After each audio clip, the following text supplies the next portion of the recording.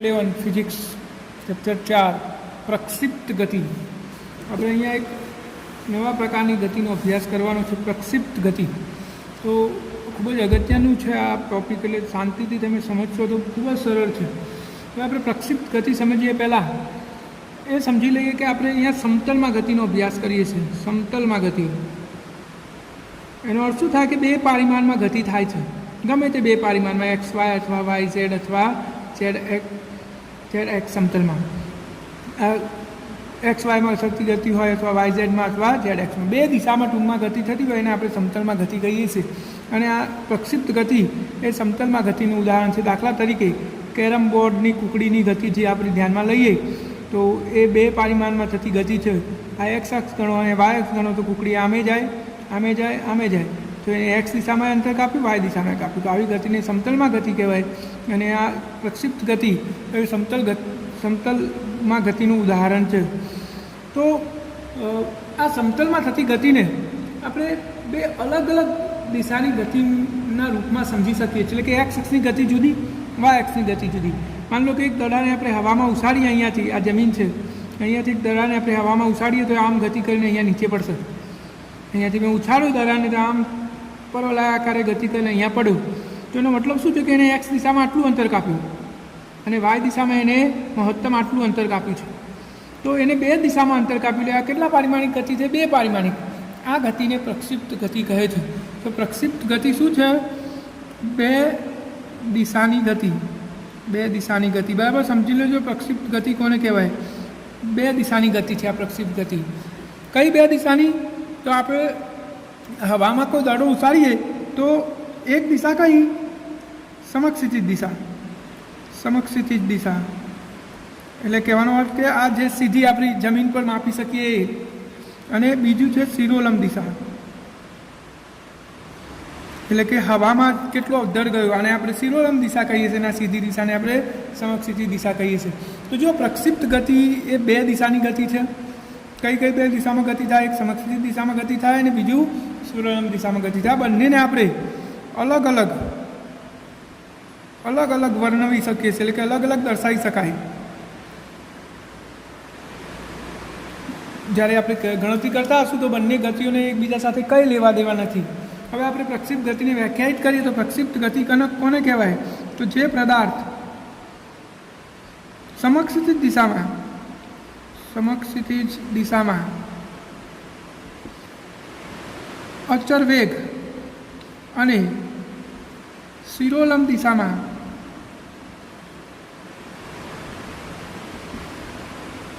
અચર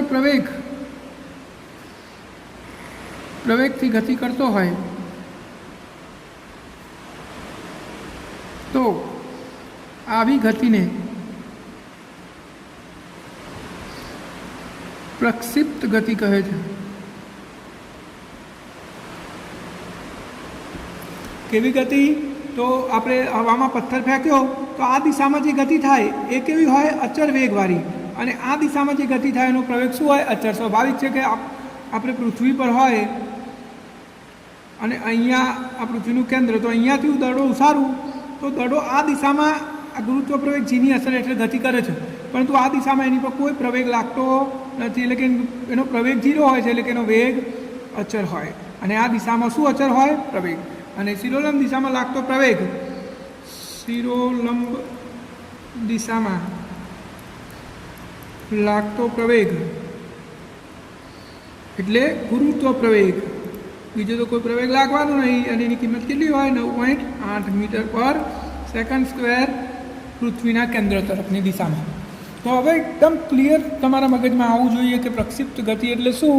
તો બે દિશાની ગતિ, સમક્ષિતિજ દિશામાં અને શિરોલંબ દિશામાં. સમક્ષિતિજ દિશામાં ગતિ અચર વેગી હોય. કેવી હોય? અચર વેગી. અને શિરોલંબ દિશાની ગતિ અચર પ્રવેગી. અને એનો પ્રવેગ કેટલો? 9.8 મીટર પર સેકન્ડ સ્ક્વેર. આટલું બરાબર મગજમાં ઉતારી દો તો તમને આ થિયરી બિલકુલ ઇઝીલી આવડી જશે. પ્રક્ષિપ્ત ગતિ એટલે શું? બે દિશાની ગતિ. કઈ કઈ બે દિશા? સમક્ષિતિજ દિશા અને શિરોલંબ દિશા. સમક્ષિતિજ દિશામાં એનો વેગ હંમેશા અચર રહે. ગમે તે જગ્યાએ તમે એનો વેગ માપો સમક્ષિતિજ દિશાની ગતિ એની અચર જ હોય, વેગ અચર જ હોય, અને શિરોલંબ દિશામાં ગમે તે જગ્યાએ એનો પ્રવેગ માપો અચર હોય. એટલે કે સમક્ષિતિજ દિશામાં અચર વેગી અને શિરોલંબ દિશામાં અચર પ્રવેગી ગતિનું જે સંયોજન છે એને આપણે શું કહીશું? પ્રક્ષિપ્ત ગતિ કહીશું. હવે આપણે આ પ્રક્ષિપ્ત ગતિ વિશે સમીકરણો મેળવવાના છે. એટલે કે પ્રક્ષિપ્ત ગતિનું ગતિ સમીકરણ આપણે મેળવવાનું છે. તો આપણે એને ફરીથી એકવાર થોડું ડીપમાં સમજી લઈએ. હવે પ્રક્ષિપ્ત ગતિ એટલે શું? તો પ્રક્ષિપ્ત ગતિ બે પ્રકારની ગતિનું સંયોજન છે. આ દિશામાં પદાર્થ જેટલું બી અંતર કાપશે અચર વેગથી કાપશે, અને આ દિશામાં જે અંતર કાપશે અચર પ્રવેગથી કાપશે. અને પ્રવેગનું મૂલ્ય 9.8 મીટર પર સેકન્ડ સ્ક્વેર એટલે કે ગુરુત્વ પ્રવેગ છે, અને પૃથ્વીના કેન્દ્ર તરફ લાગે છે. તો હવે આપણે પ્રક્ષિપ્ત ગતિને સમજવાનો પ્રયત્ન કરીએ. માની લો કે આપણે કોઈ સંદર્ભ બિંદુની સાપેક્ષ એટલે કે અહીંયાથી હું કોઈ પદાર્થને હવામાં ઉછાળું છું તો એ આમ ઉપર જઈને પછી જમીન ઉપર નીચે પડશે. આવા પ્રકારની ગતિ થશે. આપણે જમીન પર ઊભા રહીને દડો આમ ફેંકીએ દૂર તરફ, તો એની ગતિ કેવી થાય? તો પહેલાં આમ થોડું ઉપર જશે અને પછી નીચે પડશે. એનો અર્થ શું થયો? કે એને આટલી મહત્તમ ઊંચાઈ પ્રાપ્ત કરી. એટલે કે વાય દિશામાં એને કેટલું અંતર કાપ્યું? આટલું. અને એક્સ દિશામાં એને કેટલું અંતર કાપ્યું? આટલું. તો આ સમક્ષિતિજ ગતિ થઈ અને આ શિરોલંબ. બરાબર સમજી લો. આ કઈ ગતિ? સમક્ષિતિજ. અને આ શિરોલંબ. બે ગતિઓ થઈ ગઈ ભેગી. હવે આપણે આ દડાને જમીન સાથે થીટા ખૂણે ફેંક્યો હતો અથવા થીટા 0 ખૂણે ફેંક્યો હતો હવામાં. આ દિશામાં કેટલાના ખૂણે? થીટા 0ના ખૂણે ફેંક્યો હતો. તો અને પ્રારંભિક વેગ એનો આપણે v0 લઈ લઈએ. એક દડાને આપણે v0 જેટલા પ્રારંભિક વેગથી સમક્ષિતિજ દિશા સાથે થીટા 0 ખૂણે હવામાં ફેંક્યો. તો હવે આપણે આની પ્રક્ષિપ્ત ગતિને જુદી જુદી રીતે અલગ પાડીએ. એટલે કે એક્સ અક્ષની ગતિ અને વાય અક્ષની ગતિને જુદા પાડીએ તો આ v0ના બે ઘટક શું થાય? જો આ v0 એ એક્સ અક્ષ સાથે થીટા 0 ઘટક બનાવ્યો છે તો આ શું થશે? v0 એક્સ દિશાનો વેગ કેટલો થાય? કોસ થીટા ઘટક એટલે v0 કોસ થીટા. અને આ ઘટક કયો થાય? v0 વાય બરાબર v0 સાઇન થીટા 0. આ v0ના આપણે બે ઘટક લઈ લીધા. આ એક્સ ઘટક કહેવાય. મેં તમને આગળ થિયરીમાં સમજાવ્યું હતું કે કોઈ પણ સદિશનો એક્સ ઘટક એટલે v0 કોસ થીટા અને એનો વાય ઘટક એટલે v0 સાઇન થીટા. તો જો આપણે v0ના બે ઘટક જુદા કરી દીધા. આ v0 બે દિશામાં હતો, એમાં એક્સ દિશાનો વેગ આટલો અને વાય દિશાનો વેગ આટલો. હવે આપણે શું ભણી ગયા હાલ? કે એક્સ દિશાનો વેગ તો હંમેશા અચર હોય. એટલે કે ગમે તે બિંદુ આગળ અહીંયા તમે આ દિશાનો વેગ માપો, અહીંયા માપો, અહીંયા માપો, અહીંયા માપો, બધે શું રહેશે? v0 કોસ થીટા 0 જ રહેશે. એ બદલાવાનો નથી, કારણ કે આપણી પ્રક્ષિપ્ત ગતિની વ્યાખ્યામાં એ છે કે એક્સ દિશાનો વેગ અચર. તો આ v0 કોસ થીટા કોઈ પણ બિંદુ આગળ અચર હશે. અને આ v0 સાઇન થીટા એ અચર પ્રવેગી ગતિ છે એટલે વેગ બદલાતો જશે. તો હવે આપણે અહીંયા લખીએ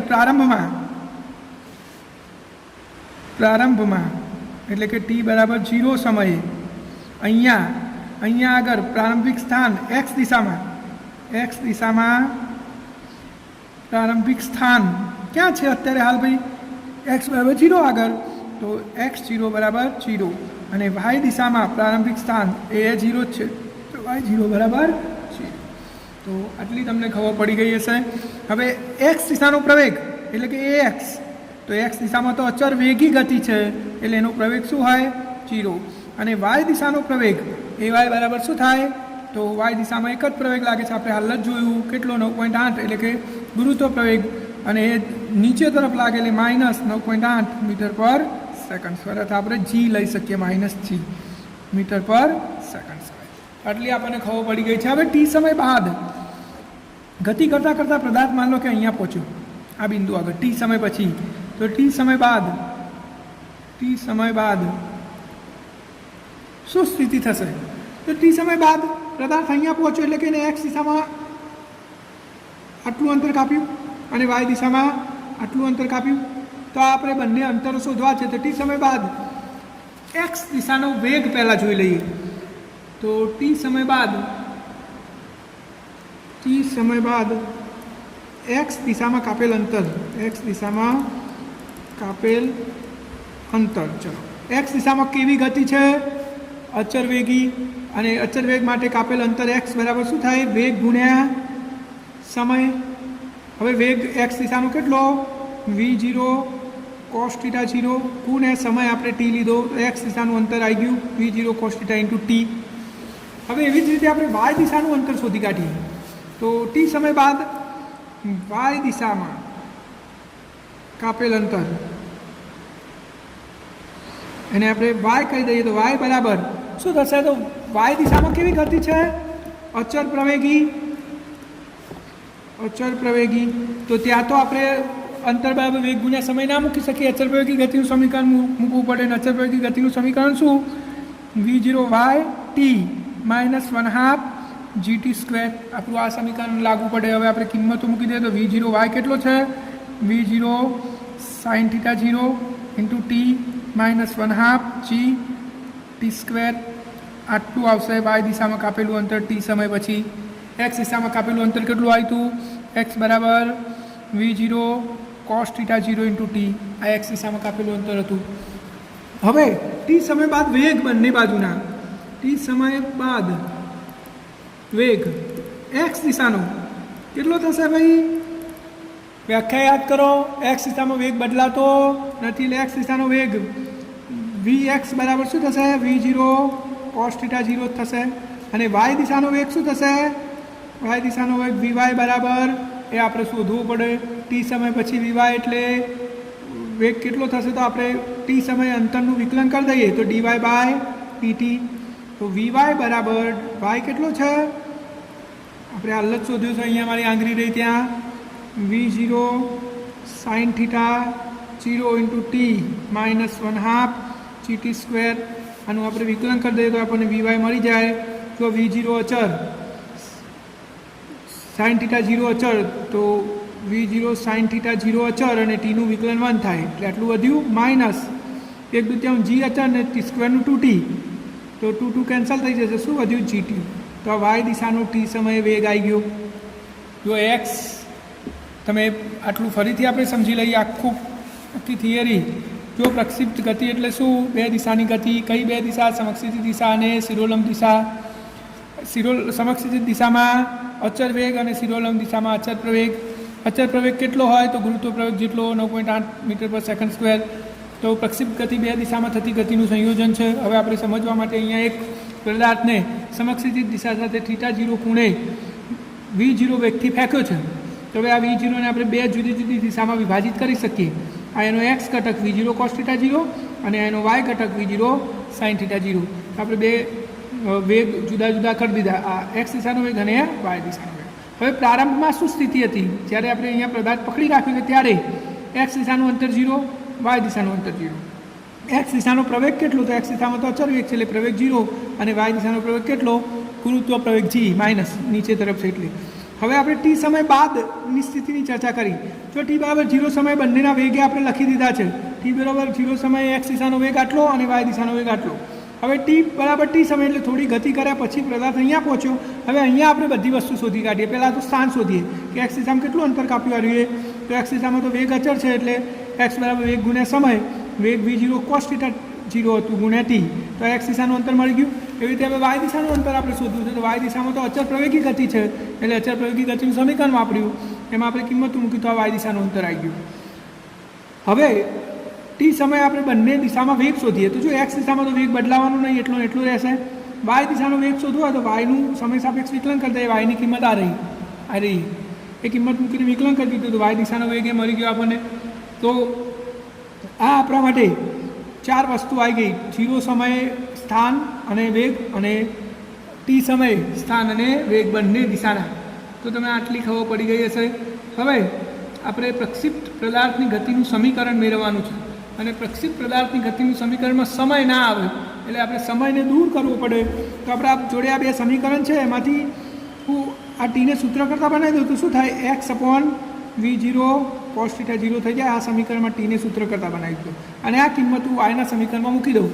તો y બરાબર v0 sin θ 0 × t, ટીની જગ્યાએ x/v0 cos θ 0 માઇનસ 1/2 g, ટીની જગ્યાએ x/v0 cos θ 0 અને એનો વર્ગ. આ સમીકરણમાં મેં એક્સની આડીએ કિંમત ટ્રાન્સફર કરી. તો હવે શું થશે જુઓ, આ v0 કેન્સલ. અહીંયા શું વધ્યું, sin θ ભાગ્યા cos θ એટલે tan θ વધ્યું તો ટેન થીટા 0, આ એક્સ વધ્યો માઇનસ 1/2 જી ઉપર એક્સનો વર્ગ અને નીચે v0 square cos square theta. આ પ્રક્ષિપ્ત ગતિનું સમીકરણ છે જે y બરાબર ax માઇનસ bx સ્ક્વેર જેવું છે. આ સમીકરણ પરવલયનું સમીકરણ છે. પરવલયનું સમીકરણ આ તમને નહીં ખબર પડે. પરવલય એ 12મા ધોરણમાં ગણિતમાં આવશે. આપણે તો ખાલી એટલું સમજવાનું કે પરવલયનું સમીકરણ છે. પરવલય એટલે એનો આકાર આવો હોય એને પરવલય કહેવાય. તો આપણી આ ગતિ પ્રક્ષિપ્ત ગતિ એ પરવલય આકારની ગતિ છે એવું આના ઉપરથી સાબિત થાય છે. જો આપણે અહીંયા દર્શાવી દીધું છે. તો તમારે આ સમીકરણ ખાસ યાદ રાખવાનું છે. પ્રક્ષિપ્ત ગતિનું સમીકરણ y બરાબર ten theta 0 x minus 1/2 gx square upon v0 square cos square theta બરાબર યાદ રાખવાનું. આ સમીકરણ ખૂબ જ અગત્યનું છે અને દાખલાઓમાં ખૂબ જ ઉપયોગી છે. તો હવે આપણે આ પ્રક્ષિપ્ત ગતિ માટે કેટલીક ભૌતિક રાશિઓ એટલે કે કેટલાક એવા સૂત્રો બનાવીશું જેનાથી આપણે પ્રક્ષિપ્ત ગતિ વિશે વધુ માહિતી મેળવી શકીએ અથવા પ્રક્ષિપ્ત ગતિની ગણતરી કરી શકીએ. તો શું શોધીશું? તો સૌથી પહેલાં આપણે શોધીશું મહત્તમ ઊંચાઈ પ્રાપ્ત કરવા માટે લાગતો સમય. તો જો પહેલાં તમે સમજો કે આ એક પદાર્થને આપણે અહીંયાથી ફેંક્યો છે v0 વેગથી થીટા 0 ખૂણે. તો આ પદાર્થ કેટલી મહત્તમ ઊંચાઈ પ્રાપ્ત કરશે? આ કેટલી ઊંચાઈ હશે? ફોર એક્ઝામ્પલ હું 10 મીટર પર સેકન્ડના વેગથી એક દડાને હવામાં 45ના ખૂણે ફેંકું તો એ કેટલો ઊંચો જશે એ મારે શોધવું હોય તો આપણે એ શોધવા માટે સીધા સૂત્રો મેળવવાના છે. તો સૌથી પહેલું સૂત્ર મેળવીએ. મહત્તમ ઊંચાઈ પ્રાપ્ત કરવા માટે લાગતો સમય કે ભાઈ આપણે અહીંયા દડાને 10 મીટર પર સેકન્ડના વેગથી ફેંક્યો છે 45ના ખૂણે તો એ આટલે પહોંચે એના માટે કેટલો સમય લાગશે એ મારે શોધવું છે. તો સમીકરણ આપણે સીધી રીતે શોધી શકીએ છીએ. તો આપણને પ્રક્ષિપ્ત ગતિ વિશે ખ્યાલ હોય તો આપણે સરળતાથી શોધી શકીએ. તો ચલો મહત્તમ ઊંચાઈ પ્રાપ્ત કરે ત્યારે એનો એક્સ દિશાનો વેગ કેટલો? બરાબર યાદ કરો આગળની થિયરી. એક્સ દિશાનો વેગ તો v0 કોસ થીટા 0 જ હોય તો ક્યારેય બદલાવાનો નહીં. પરંતુ વાય દિશાનો વેગ શું થઈ જાય ભાઈ? મહત્તમ ઊંચાઈએ vy બરાબર 0 થઈ જાય.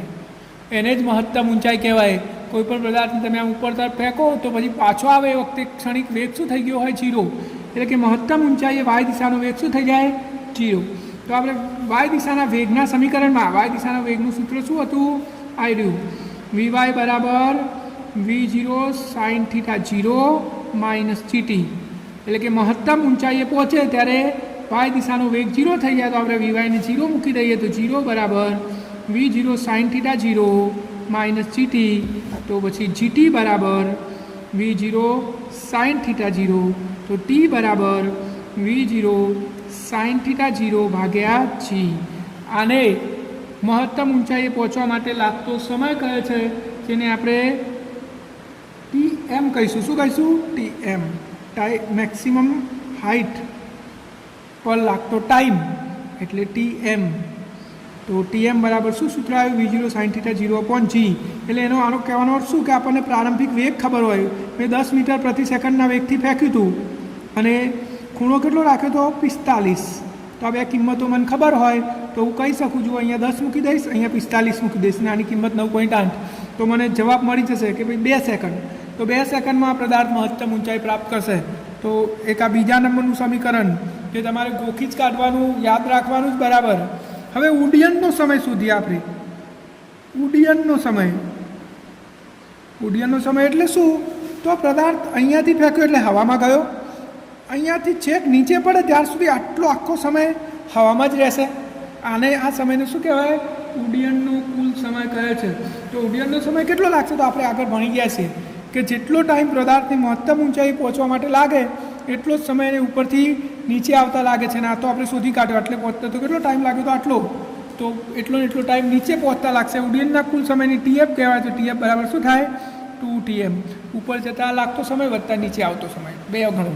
તો tf બરાબર શું થઈ જશે? 2v0 સાઇન થીટા 0 ભાગ્યા g. tf બરાબર આ બીજું ત્રીજા નંબરનું સૂત્ર જે તમારે યાદ રાખવાનું છે. એક દાખલો પરીક્ષામાં કમ્પલસરી હશે હવે જોઈએ પ્રક્ષિપ્ત પદાર્થની મહત્તમ ઊંચાઈ કેટલી. તો આ મહત્તમ ઊંચાઈને આપણે એ જ કહી દઈએ તો આ કેટલી એમ ઊંચાઈ કેટલી પ્રાપ્ત કરી હશે એને. તો મહત્તમ ઊંચાઈ કેટલી મેળવી હશે તો વાય એટલે વાય દિશાનું અંતર આપણે શોધ્યું હતું કેટલું હતું. તો અહીંયા આપણે ટોપિક લખી દઈએ મહત્તમ ઊંચાઈ. તો વાય દિશાનું સમીકરણ શું હતું? વી બરાબર v0 sin θ 0t -1/2 gt². આટલું ઊંચાઈ પ્રાપ્ત કરે પદાર્થ ટી સમય. તો મહત્તમ ઊંચાઈ માટે ટીની કિંમત તો આપણને ખબર છે કેટલી હતી. તો આપણે એ મૂકી દઈએ તો આપણને વાયની જગ્યાએ h મળી જાય. v0 sin θ 0 ટીની કિંમત શું? મહત્તમ ઊંચાઈ પ્રાપ્ત કરવા માટે લાગતો સમય v0 sin θ 0 ભાગ્યા g -1/2 g. ટીની કિંમત કેટલી? v0 sin θ 0/g અને એનો વર્ગ. તો અહીંયા જુઓ v0 નો સ્ક્વેર sin θ નો વર્ગ sin સ્ક્વેર θ 0 ભાગ્યા g માઇનસ 1/2 g અને અહીંયા શું થશે ઉપર v0 સ્ક્વેર sin સ્ક્વેર θ 0 ભાગ્યા g સ્ક્વેર એટલે એક g કેન્સલ. તો હવે અહીંયાથી આપણે v0 square sin square θ 0/g common કાઢ લઈએ તો અહીંયા શું વધશે? અહીંયા તો બધું જતું રહ્યું 1 અને અહીંયા વધ્યું 1/2. તો એકમાંથી અડધો જાય એટલે અડધો વધ્યો. તો જવાબ આવ્યો v0 square sin square θ 0/2g. આ મહત્તમ ઊંચાઈ માટેનું સૂત્ર છે. આ નંબર 4. આ પણ તમારે યાદ રાખવાનું છે. એક ચોપડામાં જે મેં નંબર આપ્યા સૂત્રો તો બરાબર લખીને ગોખી જ કાઢવાના જેથી કરીને દાખલાઓમાં કોઈ તકલીફ ના થાય. હવે આપણે જોઈશું પ્રક્ષિપ્ત પદાર્થની સમક્ષિતિત અવધિ. એનો અર્થ શું થાય કે તમે અહીંયાથી ફેંક્યો તો એ આ દિશામાં એટલે કે આ સમક્ષિત દિશામાં કાપેલું જે કુલ અંતર હોય એને શું કહેવાય? અવધિ. આપણે એ શોધવું છે. તો એ કેવી રીતે શોધી શકીશું? તો પદાર્થ સમક્ષિત દિશામાં અંતર ક્યારે કાપશે ભાઈ? જ્યારે એ હવામાં હશે ત્યારે. એટલે કે અહીંયાથી ફેંક્યો તો આમ જઈને અહીંયા પડ્યો ત્યાર સુધી અંતર કાપશે. પછી સમક્ષિત દિશામાં અંતર કાપવાનો નથી. તો એને આ એક્સ દિશાનું સૂત્ર તો આપણને ખબર છે, આપણે હાલ જ મેળવ્યું હતું. શું હતું એક્સ દિશાનું સૂત્ર ભાઈ? જુઓ મને બતાવી દો. એક્સ દિશાનું સૂત્ર હતું આપણું v0 cos θ into T. v0 X દિશાનું અંતર v0 cos θ 0 ઇન્ટુ ટી. હવે આ ટી એટલે શું? તો હવામાં રહેવા માટે લાગતો સમય એ તો આપણને ખબર છે. અને આ અંતરને અવધિ આર કહેવાય. તો એક્સની જગ્યાએ હું આર લખી દઉં. v0 cos θ 0 અને ટીની કિંમત શું? v0 sin θ 0 ભાગ્યા g. આ આપણો ટીએમ આપણે શોધ્યો તો એ. તો શું થશે? v0 નો સ્ક્વેર sin θ 0 cos θ 0/g. તો આનું આપણે સૂત્ર વાપરીશું, ત્રિકોણમિતીય સૂત્ર. તો આ ટી એટલે હવામાં રહેવા માટે લાગતો સમય, ઉડ્ડયનનો સમય ટીએફ કેટલો થાય? 2v0 sin θ g/g. તો 2v0 સ્ક્વેર આ v0 ગુણ્યા v0 નો સ્ક્વેર આ 2 sin θ cos θ ભાગ્યા g. હવે 2 sin θ 0 cos θ 0 બરાબર sin 2θ થાય. ત્રિકોણમિતીય સૂત્ર છે. તો આપણે એપ્લાય કરીએ તો v0 સ્ક્વેર sin 2θ/g. આ અવધિ માટેનું સૂત્ર છે. એટલે કે પદાર્થને આપણે કોઈ નિશ્ચિત પ્રારંભિક વેગ અને ખૂણા સાથે ફેંકીએ તો એ કેટલો દૂર જઈને પડશે આ સૂત્ર પ્રમાણે શોધી શકાય છે. તો આ અવધિ માટેનું સૂત્ર થયું. અને હવે છેલ્લું મહત્તમ અવધિ. આનો અર્થ શું થાય? તો આનો અર્થ એ થાય કે આપણે કોઈ પદાર્થને એવા કેટલી એંગલે ફેંકવું જોઈએ કે મહત્તમ જાય. દાખલા તરીકે ગોરા ફેંકનો ભાગ લીધો હોય તો એને કેવી રીતે ફેંકવાનો, કેટલાના ખૂણે કે જેથી આપણી તાકાત વડે વધારેમાં વધારે દૂર જાય. એને મહત્તમ અવધિ કહેવાય, જેને આપણે આર મેક્સ કહીશું, એને RM વડે દર્શાવીશું. તો આર મહત્તમ થાય એના માટે sin 2θ ની કિંમત 1 થવી જોઈએ. sin 2θ ની કિંમત શું થવી જોઈએ? 1. એને મતલબ શું જોઈએ? 2θ બરાબર π/2 થવું જોઈએ. તો θ બરાબર શું થાય? π/4. એટલે કે તમે સમજો ગોરા પેકમાં ભાગ લો તો ગોરાને સમક્ષિતિ સાથે 45ના ખૂણે ફેંકો તો વધારેમાં વધારે દૂર જાય. તો હવે થીટાની કિંમત તમે અહીંયા π/4 મૂકી દો તો આ મહત્તમ અવધિ થઈ જાય. v0 સ્ક્વેર sin 2θની કિંમત π/4 ભાગ્યા g છી તો આ π/4 અને આ 2 કે 2 દુ 4 એટલે π/2 થયું. sin π/2 ની કિંમત 1 થાય તો વધીશું v02/છી. આ મહત્તમ અવધિ માટેનું સૂત્ર આવી ગયું. આનાથી વધારે તમે દૂર ફેંકી શકો નહીં. તો આ મેં જે તમને સૂત્રો કીધા એ બધા સૂત્રો તમારે યાદ રાખવાના છે, બરાબર ટોકી કાઢવાના, જેથી કરીને દાખલાઓમાં બિલકુલ તકલીફ ના થાય. ના દાખલો ફરજિયાત એક પરીક્ષામાં પૂછાશે પ્રક્ષિપ્ત ગતિનો, તો પ્રક્ષિપ્ત ગતિના બધા જ સૂત્રો તમારે યાદ કરી લેવાના. હવે આપણે ઉદાહરણ જોઈશું. તો ગેલિલિયોએ તેના પુસ્તક ટુ ન્યૂ સાયન્સમાં એવું વિધાન કર્યું છે કે 45ના ખૂણા સાથે સમાન તફાવત ધરાવતા બે જુદા જુદા કોણે પ્રક્ષિપ્ત કરવામાં આવે તો તેમની અવધિ સમાન હશે. એવું આપણે સાબિત કરવાનું છે. તો દાખલો શું કહેવા માગે છે પહેલાં સમજી લો. આપણે કોઈ પદાર્થને, કોઈ દડાને અહીંયાથી આમ ફેંકીએ છીએ, આ 45નો ખૂણો, તો તમે 45માંથી 10 બાદ કરો તો કેટલા થાય? 35. 35ના ખૂણે ફેંકો અને 45માં 10 ઉમેરો તો કેટલા થાય? 55. તો આ બંને ખૂણાઓ માટે અવધિ સમાન હોય છે એવું સાબિત કરવાનું છે. એટલે કે 45 + θ અને 45 - θ આ બંને ખૂણાઓ માટે અવધિ r સમાન હોય છે એવું સાબિત કરવાનું છે. ખબર પડે? માન લો કે 45માંથી 5 બાદ કરું તો 40 આવ્યા, તો હું 40ના ખૂણે ફેંકું અને 45માં 5 ઉમેરો તો 50 થયા. તો 40ના ખૂણે ફેંકું કે 50ના ખૂણે ફેંકું? આ બંને ખૂણા માટે પદાર્થ સરખા અંતરે જઈને પડશે. આવું ગેલિલિયોએ કીધું છે, આપણે સાબિત કરવાનું છે. તો આપણે ધારી લઈએ કે ધારો કે એક ખૂણો એટલે કે θ1 બરાબર 45 + α ખૂણે ફેંકું છું, તો બીજો ખૂણો શું થશે? θ2 બરાબર 45 - α થાય. આ બે ખૂણાઓ માટે અવધિ સમાન હોય છે એવું સાબિત કરવાનું છે. સમાન તફાવત ધરાવતા 45 સાથે સમાન તફાવત ધરાવતા ખૂણાઓ માટે અવધિ સમાન હોય છે એવું સાબિત કરવાનું છે. તો આપણે સાબિત કરી દઈએ. તો પ્રથમ અવધિ મેળવીએ તો અવધિનું સૂત્ર શું? r બરાબર v02 sin 2θ/છી. આપણું આ સૂત્ર છે. તો એમાં આપણે r1 શોધીએ તો r1 બરાબર v02 sin 2 θની કિંમત શું? 45 + α છી. તો v02 sin આ બે અંદર ગુણી લઉં તો 45 × 90 + 2α/છી. હવે જુઓ π/2નો ફેરફાર થાય એટલે વિધેય બદલાઈ જાય. કયું થઈ જાય? સાઇનનું કોસ થઈ જાય, cos 2α/છી. 90 એટલે બીજું ચરણ, અને બીજા ચરણમાં સાઇન વિધેય ધન હોય એટલે એમના એમ રહેશે. તો r1 આટલું આવ્યું. હવે બીજા ખૂણા માટે આપણે શોધીએ તો r2 બરાબર v02 sin 2 ખૂણો કેટલો? 45 - α/છી. તો r2 બરાબર v02 જો 2 અંદર ગુણી લઈએ તો sin 90 - 2α/છી. હવે r2 બરાબર v02 આ 90નો ફેરફાર થયો એટલે સાઇનનું કોસ થઈ જાય, cos 2α/છી.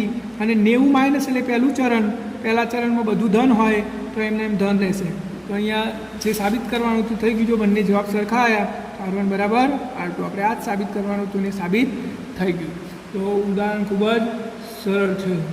હવે આપણે આગળનું ઉદાહરણ જોઈશું.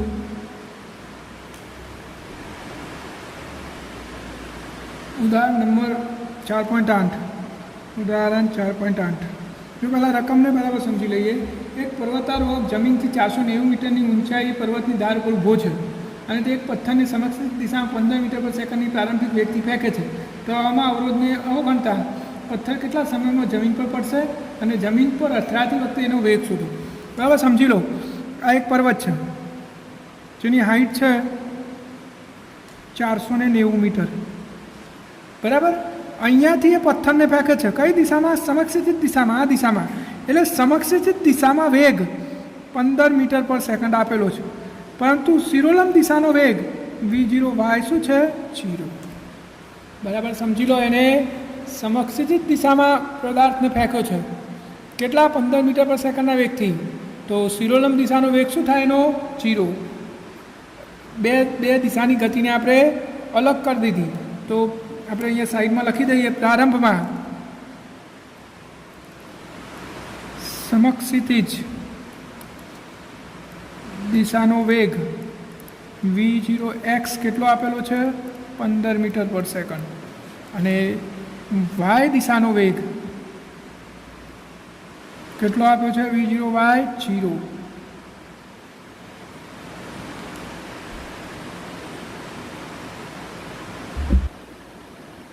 વાય દિશાનો વેગ કેટલો આપ્યો છે 0 બરાબર સમજી લો અહીંયાથી પર્વતની ધાર પરથી આમ સીધો પથ્થર ફેંક્યો હતો એટલે પ્રારંભમાં એક્સ દિશામાં તો વેગ હતો પણ વાય દિશામાં શું હતો 0 હવે પદાર્થ અહીંયાથી નાખશે એટલે આમ ગતિ કરીને અહીંયા નીચે આવશે એટલે કે હવે વાય દિશામાં એને વેગ મળશે ગુરુત્વ પ્રયોગના કારણે તો વાય દિશામાં કેટલું અંતર કાપીને નીચે પડશે 490 તો વાય દિશામાં આપણે અચળ પ્રયોગી ગતિનું સમીકરણ વાપરીએ તો વાય બરાબર v0t માઇનસ 1/2 gt². હવે આ નીચે તરફ વાય છે એટલે વાય પણ માઇનસ આ માઇનસ 490 બરાબર વાય દિશામાં વેગ કેટલો હતો 0 માઇનસ 1/2 જીની કિંમત 9.8 ઇન્ટુ t². બે બાજુથી માઇનસ માઇનસ પ્લસ થઈ ગયો t² બરાબર 100 થાય તો t બરાબર શું જવાબ થયો 10 સેકન્ડ. તો પથ્થરને નીચે આવતા કેટલો સમય લાગશે 10 સેકન્ડ લાગશે. હવે આપણે શોધવાનું શું થશે એ નીચે પડે ત્યારે એનો વેગ તો જો વાય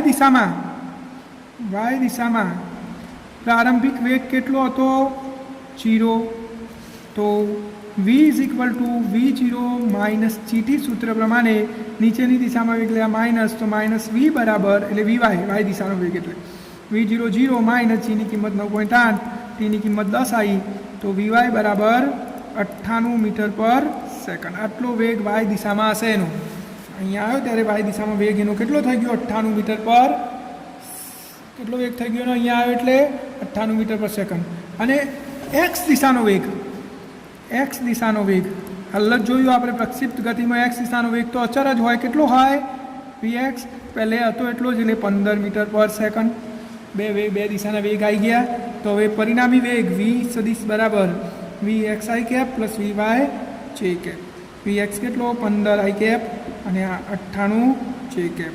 આ વેગ સદિશ આવ્યો એનું મૂલ્ય v બરાબર વર્ગમૂળમાં 15નો વર્ગ વત્તા 98નો વર્ગ બરાબર ટોટલ થશે આપણું અને એનું વર્ગમૂળ કાઢશો તો જવાબ આવશે 99 મીટર પર સેકન્ડ. તો આ જમીન પર પહોંચે ત્યારે એનો વેગ 99 મીટર પર સેકન્ડ હશે.